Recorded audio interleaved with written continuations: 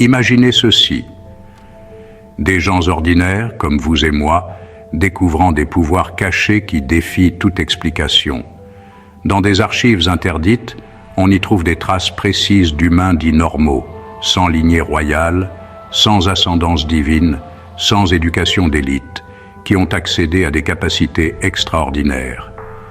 Télékinésie, clairvoyance, guérison, matérialisation, résistance surnaturelle, ou même la manipulation de la matière par la simple pensée. Et ces cas, ils ont été documentés, catégorisés, puis effacés de l'histoire. Plongeons dans ce que ces textes interdits révèlent sur les pouvoirs humains acquis. D'abord, le Codex Vitae du XIIIe siècle parle d'éveil spontané. Ce manuscrit, scellé dans la bibliothèque du Vatican, détaille 39 cas d'humains ayant acquis des pouvoirs sans héritage mystique.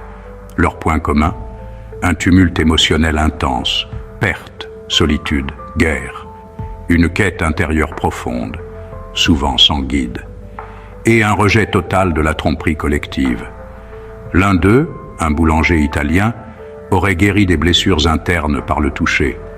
Une autre, une femme illettrée, pouvait susciter des visions prophétiques collectives.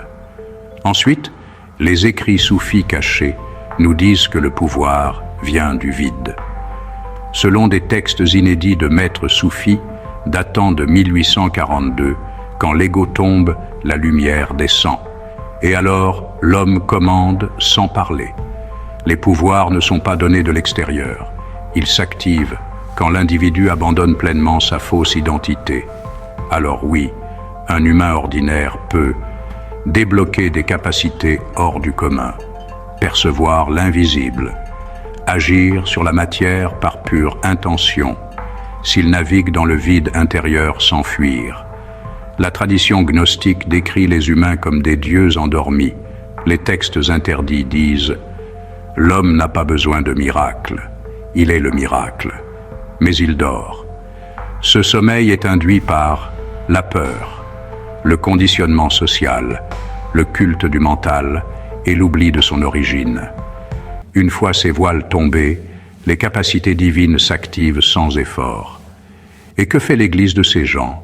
Elle les classe dans un registre secret nommé « anomalies sacrées ».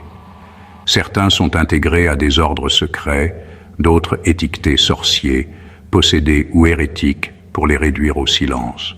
En conclusion, oui, un humain ordinaire peut acquérir des pouvoirs, mais jamais sans un bouleversement intérieur majeur.